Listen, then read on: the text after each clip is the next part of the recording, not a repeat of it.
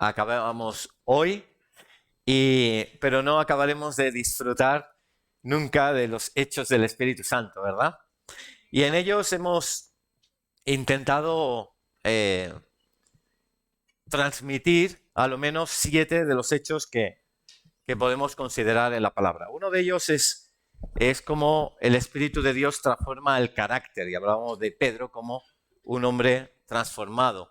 Y la importancia es, ya sabemos que luchamos contra nuestra propia carne, pero la importancia es decirle, Señor, no quiero esto en mi vida, quiero que seas tú, te lo entrego. Y por difícil que sea o adicciones difíciles, Dios está ahí.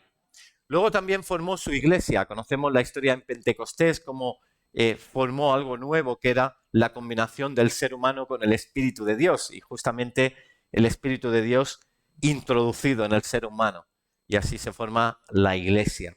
También estuvimos hablando de cómo el Espíritu Santo da una visión que es mucho más grande que nosotros.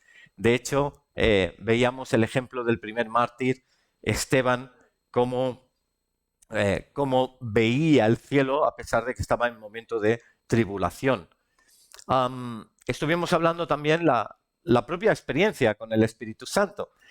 Son hechos reales, el que a uno le hable, le guíe, le ministre, le sane, hayan milagros, prodigios y señales que muestran la venida de Jesús y las cosas que Él quiere hacer.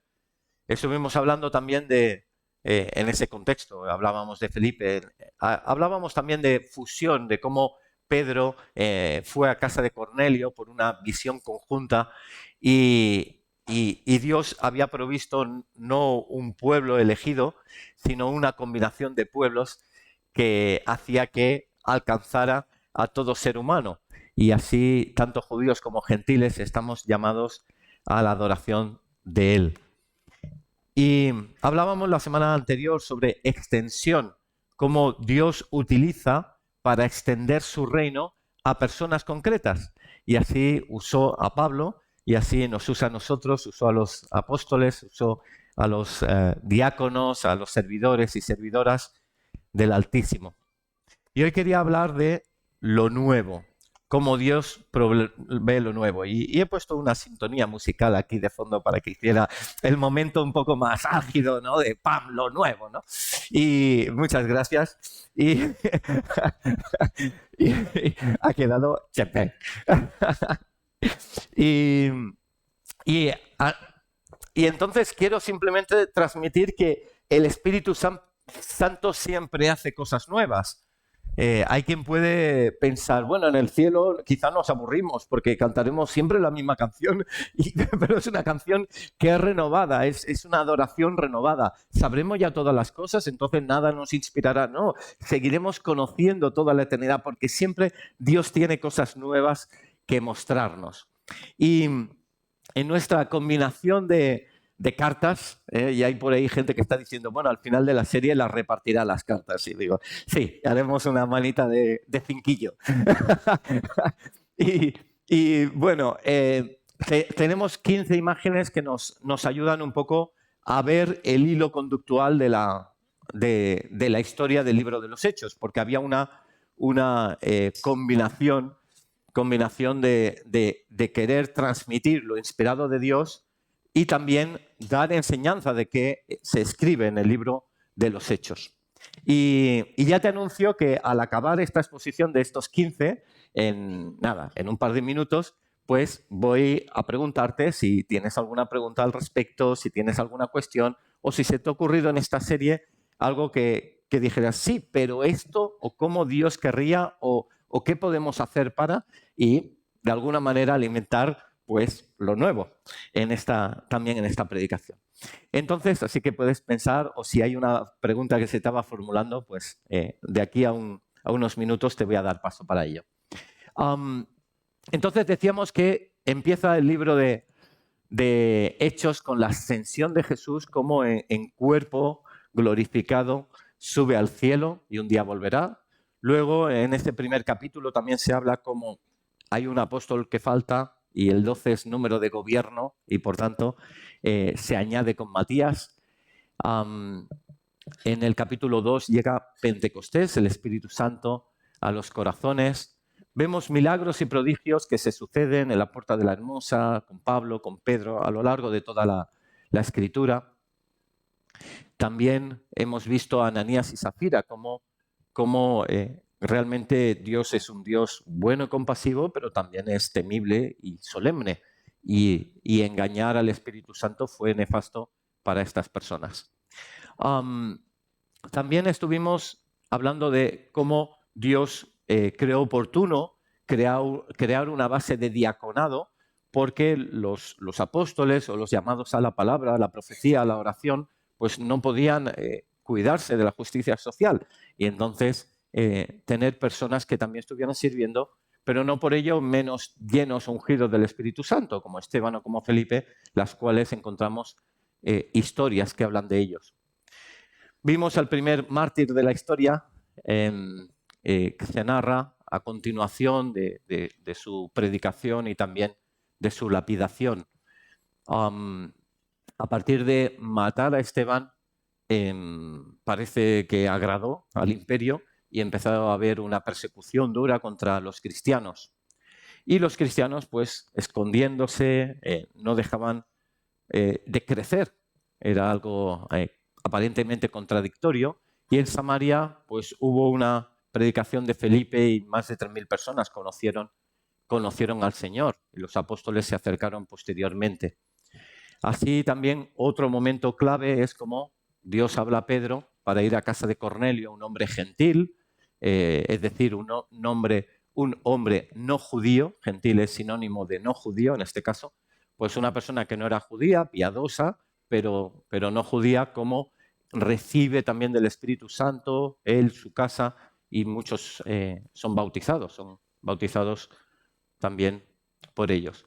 Y estuvimos hablando también de Pablo y esa historia que comienza a partir, bueno, ya se le ve guardando las ropas de Esteban cuando es lapidado, ya aparece por ahí este joven Pablo, y luego a partir del capítulo 9 esa conversión de este hombre que fue perseguidor de la iglesia para ser al final perseguido por causa de ser iglesia.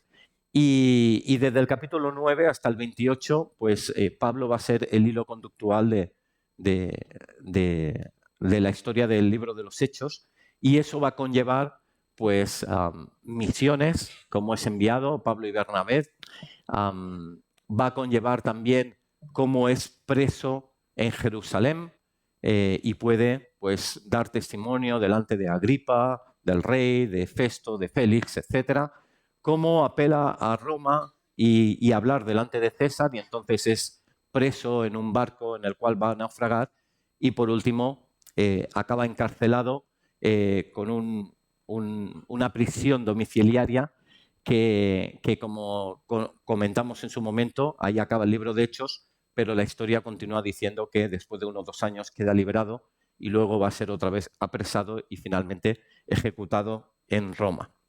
Y no sé si te ha suscitado alguna pregunta que el Espíritu te ha puesto, algo que no te acaba de cuadrar, o algo que te invita a ir más lejos y que querías formular. No sé si tienes alguna pregunta. Qué tensión, ¿no? ¿Alguna pregunta? ¿Ha quedado todo, sí, más o menos claro? Sí. ¿No hay algo que está resonando en tu mente? Te voy a dejar que te lo pienses.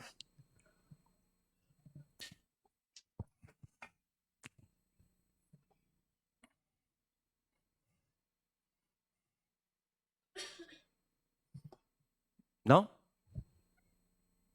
Algo que chisca y ¿no? Que rechina, o algo que, ¿no? Bueno, pues continúo hablando. ¿Cómo continúa después del libro de los Hechos? Hay una iglesia que incluso se llama capítulo 29, ¿verdad? Que está aquí cerquita. Hechos 29. Es decir, el libro de Hechos, como bien sabes, no acaba con el amén, sino que acaba con una frase muy anodina. Y bueno, como Pablo pues iba enseñando, recibía a casa personas pues para enseñar sobre el reino, y ya está. Y dices, uy, esto parece que continúa. No es continuará, sino que continúa. Y yo que te quería invitar a disfrutar del siguiente cromo. Siempre sabes que a veces cuando compras cromos te dan un extra, ¿no? Un sobre de aquellos ya para más gancho, ¿no? Y permitidme, después del libro de los Hechos, como continúa, he diseñado el número 16, ¿vale? Y así el juego de cartas se nos cierra con Viña más vida. ¿Sí? Continúa la iglesia. Estas fotos nuestras, hemos salido guapos, ¿eh? Realmente es lo que hacemos. El otro día en una conversación, estaba reunido, alguien me preguntaba, ¿y cómo haces para que la persona pues detecte los dones y pueda crecer en ello? Y digo, no sé, copiar la Biblia, ¿no? O sea, no sé cómo hacerlo, pero copiamos. Es decir, Pablo, pues como con Timoteo o a Roma, dice, es bueno que yo vaya un día para imponer manos y discernir y afirmaros en los dones que Dios os ha dado. Pues intentamos hacer eso. Disciernes, también preguntas de qué carga Dios ha puesto en tu corazón, porque seguramente la carga que ha puesto es por donde Dios te quiere llevar, ¿no? Hacia las personas ancianas, hacia los necesitados, por la palabra, por la adoración. Pues te da Dios una carga, pues seguramente Dios te va a dar las herramientas para poder fluir ahí.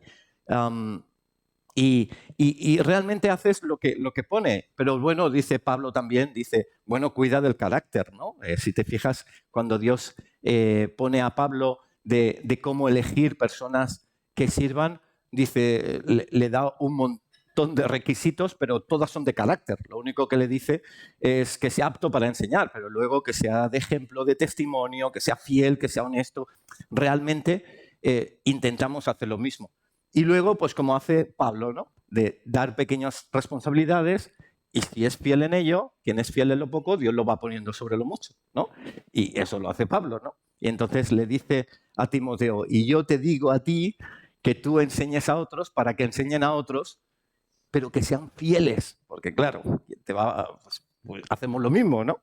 Entonces Viña Más Vida, si te fijas, igual que cualquier otra iglesia, ¿eh? No es que seamos o intentemos aparentar mejor que ninguna, ni mucho menos, somos iglesia, pero la nuestra, donde Dios nos ha puesto, es llevar a cabo la palabra, llevar a cabo la ministración del Espíritu Santo.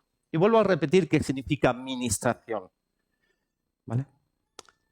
Alguien en una empresa que administra el dinero, es que el dinero le llega y va diciendo cuánto dinero va en cada una de las partidas según la necesidad que haya para la empresa. Invertir más en publicidad, contratar nuevas personas, recortar en gastos de materia prima, lo que fuera. Administra, no es suyo el dinero, lo reconduce, lo organiza según va creyendo oportuno. De la misma manera, Dios nos ha hecho administradores del Espíritu Santo.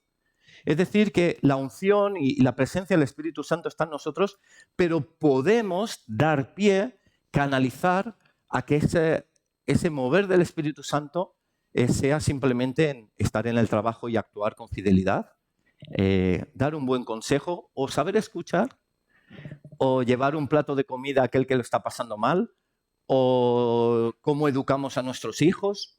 O sea, el Espíritu Santo lo administramos de muchas maneras, de formas naturales y también sobrenaturales. Orar por un enfermo o pedir una visión para que Dios empuje en ese sentido. Y ya que no habláis,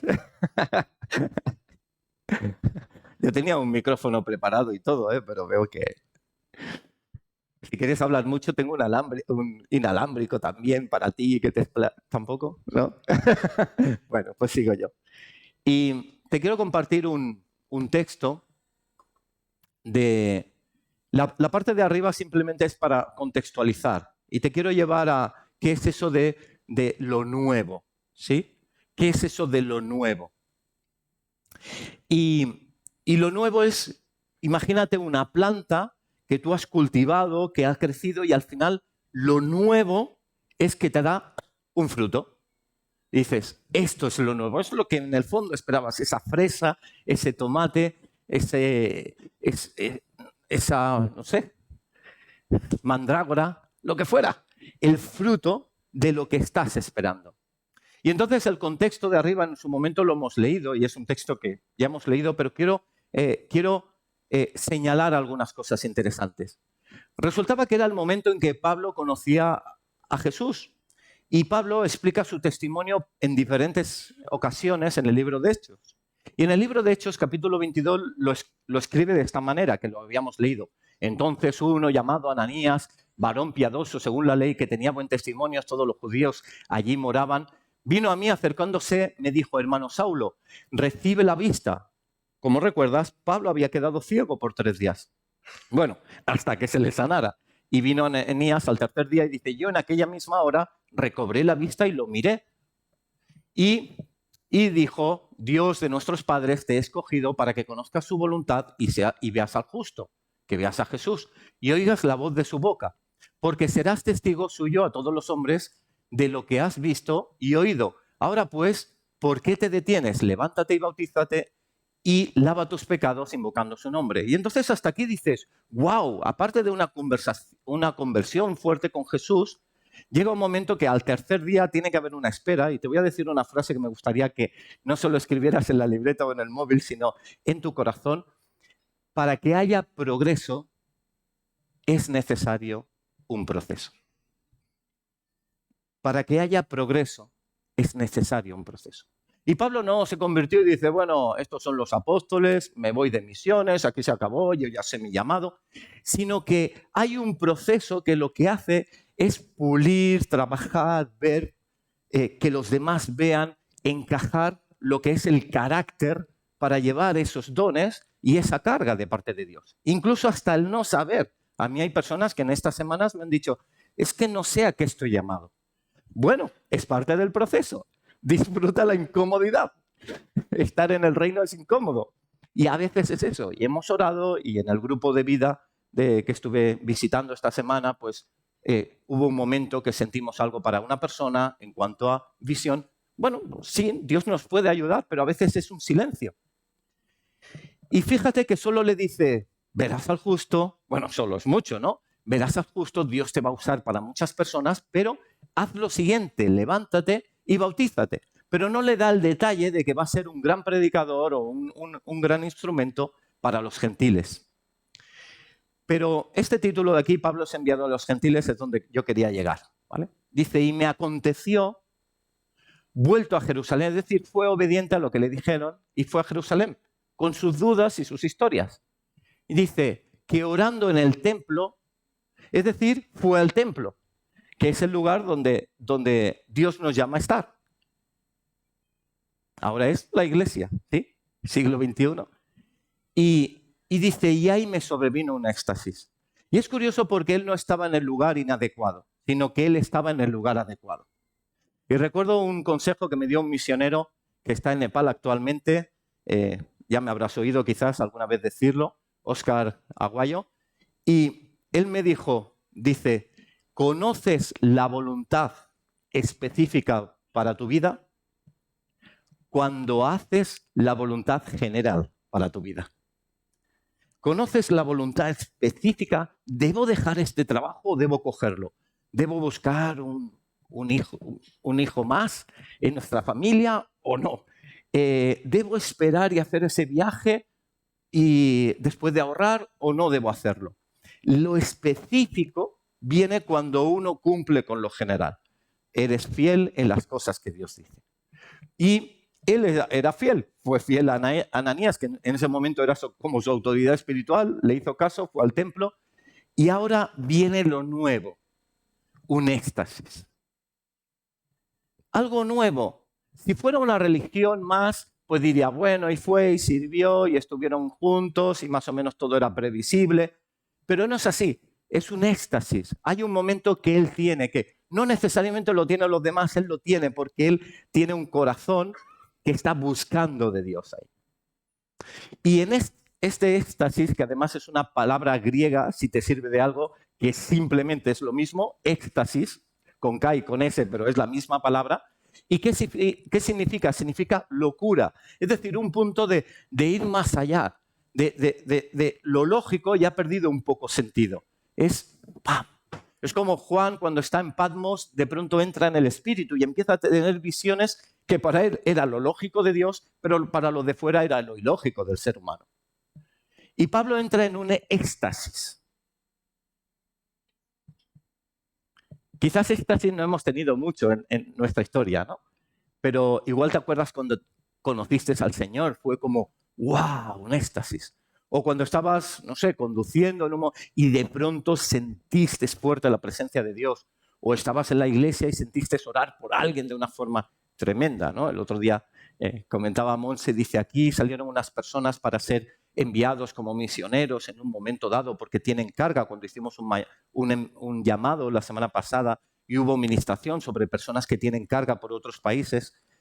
Y Monse decía, ¿me permites? ¿No? Sí, vale. Y Monse decía, vi a tal persona, ya no lo voy a desvelar, vi a tal persona y sentí tanto fuego en mi corazón para darle palabra profética de que Dios la va a usar en este sentido, que no me atreví a levantar, pero luego cuando acabó el culto, es así, pues fui a ella y ¡bah!, la profecía le cayó encima, ¿no? Y dices, maravilloso, ese momento de éxtasis que vivió. Aquí también había alguna persona pues, recibiendo de Dios, o todos, no sabemos en qué forma cada uno lo manifiesta, ¿no? Pero ella tuvo ese momento de revelación que va más allá, ese momento de éxtasis, el cual estamos llamados a buscar, pero no estamos llamados a intentar vivir siempre en ese modelo. Eso sería falso. Buscar siempre el momento de éxtasis. Venga, siempre llamado, siempre caída, siempre no sé qué. Dios no nos llama a eso. De hecho, se goza Pablo de sus tribulaciones. ¿Cuántas veces acabó siendo apedreado? Realmente no todo el mundo ahí se caía y no siempre es fácil. Hasta Gabo da una profecía en el capítulo 21 y hay hasta sus matices de errores y de aciertos. Realmente Dios es Dios.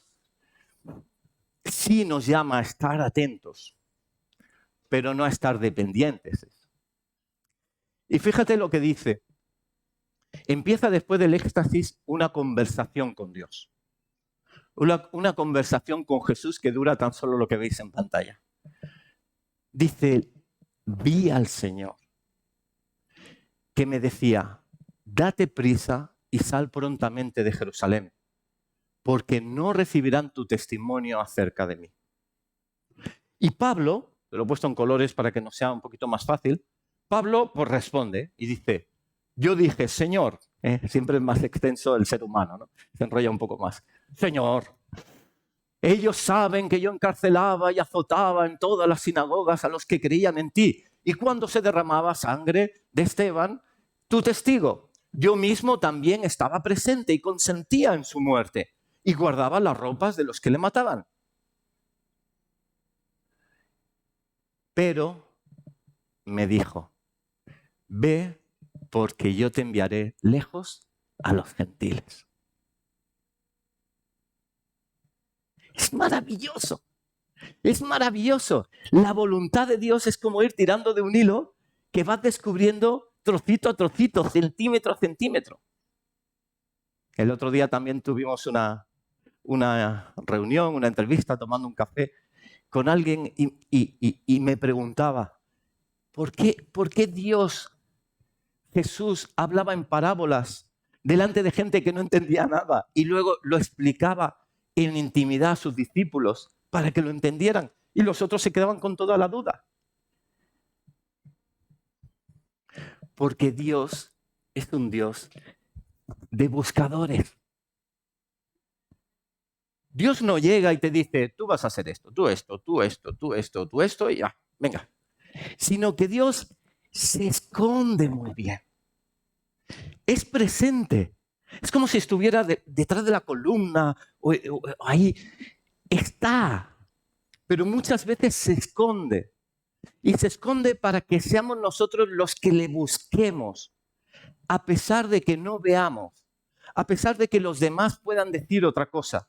A pesar de que aparentemente, al no decirnos Dios nada, podamos llegar a pensar que hasta no nos quiere o que no somos tan especiales como el hermano Manolito al cual se le ha enviado como misionero con imposición de manos y ya está ministrando y tú estás ahí esperando y flagelándote porque haces la voluntad de Dios y parece que Dios no te ve. Pero hasta Agar, con un hijo que no era de la promesa, Ismael, se presentó como el Dios que te ve. Hasta esa persona inmunda, fuera del pueblo de Israel, en esa época, le estaba diciendo, soy el Dios que te ve. Él es el Dios que te ve, pero se esconde bien para que tú le busques, para que le busquemos. Y para que Pablo podía haber dicho, bueno, Dios ya me va a usar y ahora es tiempo de tenis, o yo qué sé de qué, y estás relajadito el domingo por la mañana o el sábado. Y él no, va al templo y sigue buscando de Dios. Y entonces Dios le da 1 centímetro más de su visión. Vas a ir a los gentiles. ¿Y sabes qué provoca esto? Provoca que nunca, el hecho de que busquemos la voluntad de Dios centímetro a centímetro, lo nuevo, centímetro a centímetro, hace que nunca nuestra identidad esté en nuestro ministerio. Porque si nada más convertir, mira, vas a escribir libros, vas a ir a los gentiles, Dios tal, morirás delante de César, pues dice, vale, ya lo tengo todo resuelto y ese soy yo. ¿Cómo eres? Mira, Pablo, que va a los gentiles, que voy a morir delante de César y voy a escribir tantos libros. Dice, no, es un ferviente adorador, buscador de Dios. ¿Cuánto pesaba a David su corona? ¿Cuánto le pesaba? Nada. Porque vino Absalón, su hijo, y se la quitó. Y le daba igual. No le pesaba nada el reinado. Pero fue llamado un hombre conforme al corazón de Dios. Eso sí que le pesaba en el corazón. Señor, Salmo 51, he pecado contra ti. Contra ti he pecado. Dios es un Dios que hay que buscar, que se esconde muy bien. Pero solo los fieles le encuentran. Si has leído atentamente el Sermón del Monte, ¿cómo empieza? El Sermón del Monte dice que Jesús estaba hablando a la multitud. Mateo 5, versículo 1. Dice, y fue al monte. Y continúa diciendo, y le dijo a los discípulos. A ver, ¿me has cambiado la multitud por los discípulos? Sí. Había mucha gente, pero subir a la montaña y llegar a la cima, solo los discípulos supieron seguir hasta el final.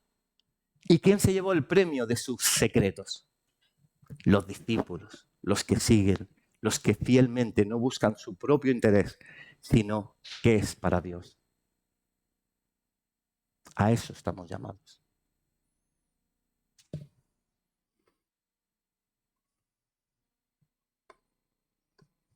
Y ahora voy a hacer que nos reviente un poquito la cabeza, ¿va bien? Lo nuevo, ¿eh? Romanos 15, y dice, ¿por qué saltamos a Romanos? Porque Pablo escribió muchos libros, ¿sabes? Como sabes, 12 o 13, según si Hebreos se considera, pero también escribió a la iglesia en Roma. Y si lo lees, o sea, de hecho, la carta a los romanos se considera uno de los mejores escritos de la historia, secular o no, o sea, no solo cristiana, ¿eh? Porque está tan bien diseñada, argumentada, explicada, desgranada. Romanos 15, versículo 15, fácil de recordar, 15:15. Dice, mas os he escrito, hermanos, en parte con atrevimiento, como para haceros recordar, por la gracia que de Dios me es dada, para ser ministro de Jesucristo a los gentiles, ministrando el Evangelio de Dios, para que los gentiles les sean ofrenda agradable, santificada por el Espíritu Santo. Y tú ahora estás diciendo, mande, Xavi, tampoco me estalla tanto la cabeza, ¿no? Pero vamos a pasar a colores, ¿sí? Pablo está diciendo, yo soy ministro de Jesucristo a los gentiles. Y estoy ministrando el Evangelio de Dios. Lo estoy repartiendo, como hemos enseñado antes. ¿Para quiénes? Para los gentiles. ¿Para que sea qué? Ofrenda agradable. A ver. ¿Hemos pasado de hablar la palabra al tiempo de ofrenda? O sea, ¿no eran dos tiempos marcados en la iglesia muy diferentes? No. Dice para qué, ¿no? Aquí en esta iglesia muchas veces predico del para qué. No es por qué Dios, sino para qué. Pues el para qué no es, bueno, para que más gente conozca. Jesús podía haber hecho a través de sueños que todo el mundo se convirtiera, si es que no es eso. Pero a Pablo lo utiliza para que sean ofrenda agradable. ¿Cómo? Santificada. ¿Qué significa santificada? Apartada. ¿Por quién? Por el Espíritu Santo. Empecemos de nuevo. Alan, ¿puedes acercarte, por favor?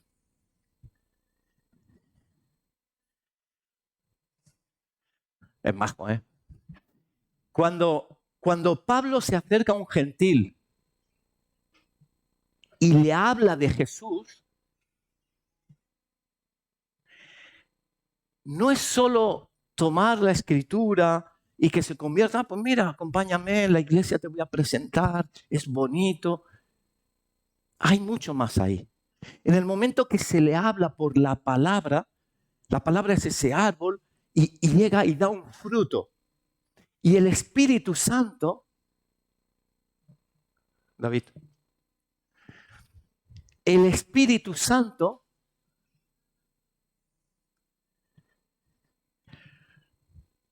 lo va a apartar. ¿Lo puedes tomar, Alan, y te lo llevas? Es que me quita protagonismo, ¿sabes?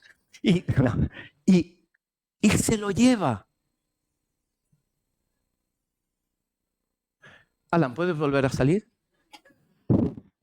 No voy contra el Espíritu Santo. No es un fruto mío.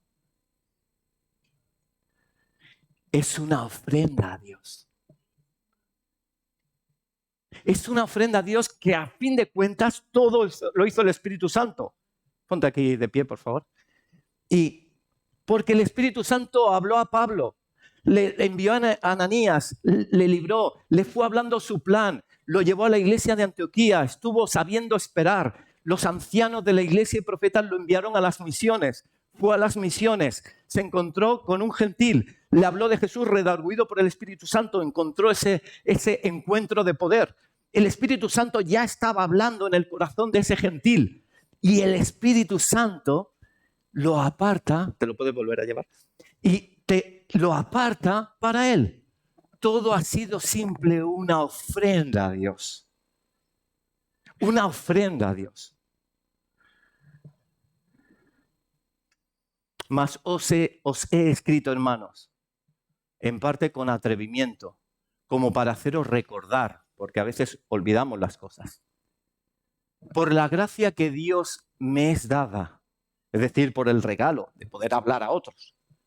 Ser ministro de Jesucristo para los gentiles. Dios me ha dado esa facilidad, a otros con jóvenes, a otros con ancianos, a otros con enfermos. Dice, para quienes los gentiles les sean a Dios ofrenda agradable, porque es Él el que los santifica. El Espíritu Santo lo lleva al cielo, es una ofrenda a Dios. Cuando tocamos, no es para nosotros, es para Dios. Y no digo cuando tocamos en la alabanza, sino cuando tocamos, porque la alabanza es toda la iglesia que adora. Cuando ponemos unas sillas, no es para mayor reconocimiento de humildad, es para Dios. Cuando perdonamos a alguien, no es porque se lo merece, es porque es para Dios. Cuando cumplimos, venimos a la iglesia, cuando es para Dios. Es una ofrenda. incluso en el ámbito económico, que sé que cuando se habla de dinero la gente ya se bloquea. ¿Qué se va a decir? ¿No? Y eso quiere decir que puede que sea un ídolo en los bolsillos, ¿no? Y en los corazones, si hay un bloqueo. Pero tú mira la Escritura. Y la Escritura dice tener cuidado de no seguir a ese Dios de las riquezas, porque es un Dios importante. Pero fíjate en todo momento que se dice. Se dice que el dinero que tú das no es porque sí es que cumplo con el diezmo, porque lo dice la Escritura. Está bien. Doy de mi diezmos y ofrendas porque estamos comprando unos materiales. Está bien. Doy porque estoy recibiendo mucho de esta iglesia. Está bien. Pero todo está equivocado. Doy porque Dios me lo dio primero. Y es mi ofrenda a Él. Podría dárselo todo. Es que todo era suyo. Y es para Él. Es el fruto, es lo nuevo. Es para Él, es la mejor ofrenda. Hay gente que cogía hasta cuando se trabajaba mucho en billetes, ¿no? Y seguro que hoy en día también lo hace, de todo el sueldo y de todo, cogen los billetes menos doblados, ¿no? Los más bonitos. Es para Él. Es ofrenda de lo que nos ha dado, una ofrenda agradable a Él, que le pertenece.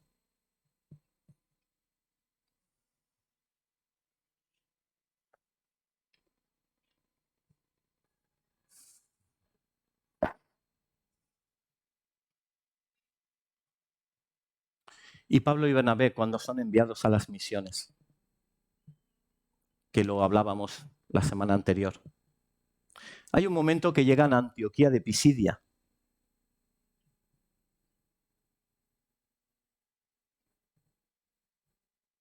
Y sabes cuando llega Pablo, un invitado, ¿no? Como cuando han venido aquí Joel o Rob o tantas personas, Liz, ¿vale? Y dice, por favor, ¿tienes una palabra para la congregación? Mira que aquí como lo dicen, ¿no? Dice, varones hermanos, si tenéis alguna palabra de exhortación para el pueblo. Es decir, realmente predicar es exhortar, es decir, animar a hacer lo correcto. No para buscar oír lo nuevo, diferente culturalmente, sino es para en qué tengo que ejercitarme más. Y Pablo hace una disertación un poco extensa, pero quiero compartiros este mensaje.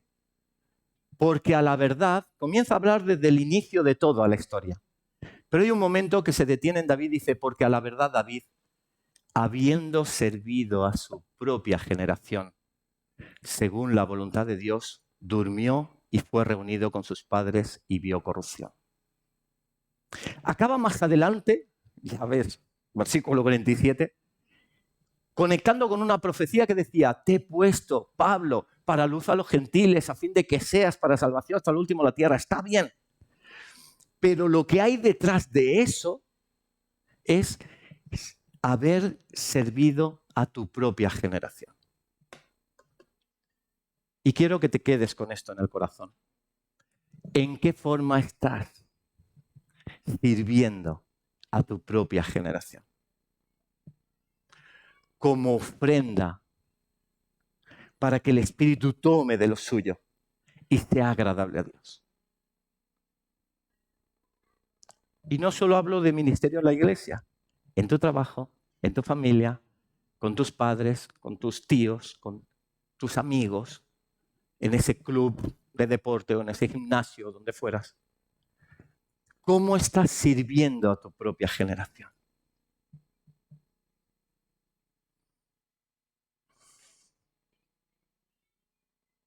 Porque es ofrenda. Porque es ofrenda. Porque es ofrenda. Y si vas al grupo de vida esta semana, tendrás más. Porque verás en qué se gloria Pablo. Pero eso lo dejo para los grupos. Pero no se gloria en muchas cosas personales. Se gloria en cosas que honran a Dios. Ya lo descubrirás.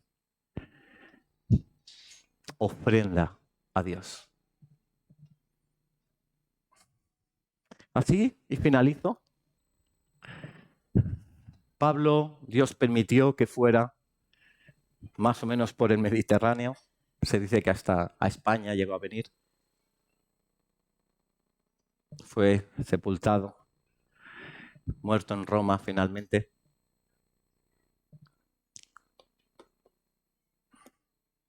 Y Dios nos ha dado este planeta Tierra para ir más allá.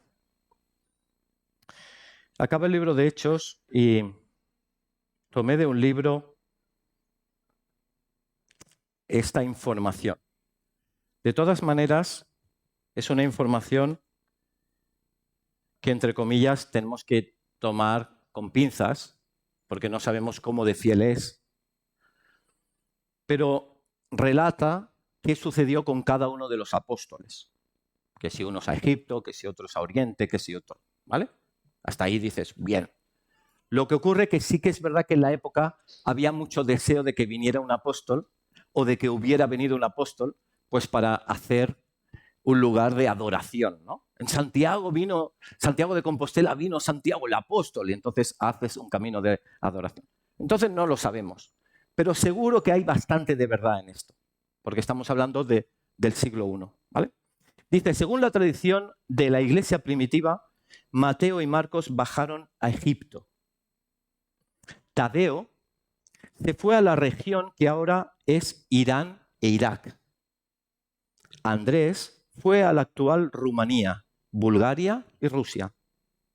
Bartolomé y Tomás fueron a la India. Pedro y Pablo a Turquía y posteriormente Santiago, tal vez con Pablo, a España. En poco más de 50 años, la persecución que obligó a los primeros cristianos a abandonar Judea hizo que el Evangelio se extendiera por parte del mundo entonces conocido.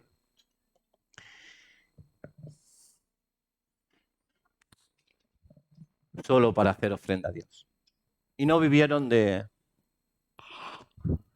dones de poder y, ya sabéis, pasaron hambrunas y dolor y no sé qué.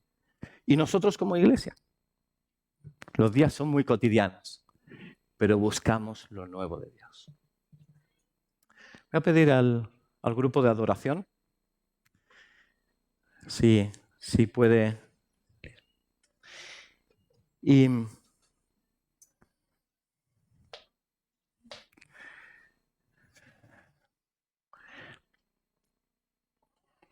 bueno, pregunto al Espíritu Santo cómo cerramos este tiempo. Y sentía y me venía fuerte pues recordar cómo Pablo en el templo recibió un éxtasis. Y Dios entró en una pequeña conversación con él y le dio más información para ser de bendición a su generación, ¿vale? No quiero con lo dicho que parece que servir a Dios es ir a otro país, ¿vale? El mismo Santiago fue el pastor de la iglesia en Jerusalén, o sea que no se movió, ¿vale? O sea que quiero decir que hay mucha obra fuera y dentro. Si no, puedes mirar el edificio que hay aquí delante y imaginar cuántos cristianos habrá. Muy pocos, ¿verdad? Pues hay mucha obra que hacer.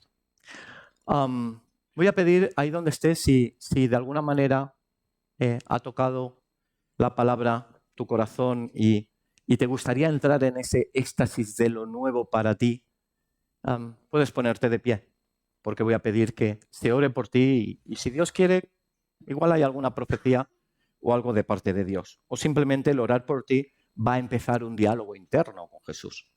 Porque quizás estás bloqueado en una respuesta a una pregunta, quizás quieres 1 centímetro más de su voluntad para desarrollarte, o hay cosas que te tienen bloqueadas o atadas de falta de perdón o de tantas cosas, pues para que Dios libere. Así que te voy a invitar a simplemente, o si no conoces a Jesús también, que te levantes y voy a pedir a las personas que hay alrededor que vayan a orar por ti, o si quieres venir aquí, pues oraré por ti. Y puedes ponerte de pie, si quieres, y buscar lo nuevo de Dios. Y aprovechar que estamos en su presencia donde lo nuevo, el fruto, se hace. Y es un fruto no para nosotros, no queremos que Dios nos hable para ponernos una etiqueta, sino como ofrenda al Espíritu Santo que aparte. ¿Sí? Si lo sientes, puedes ponerte de pie o puedes venir aquí y vamos a orar.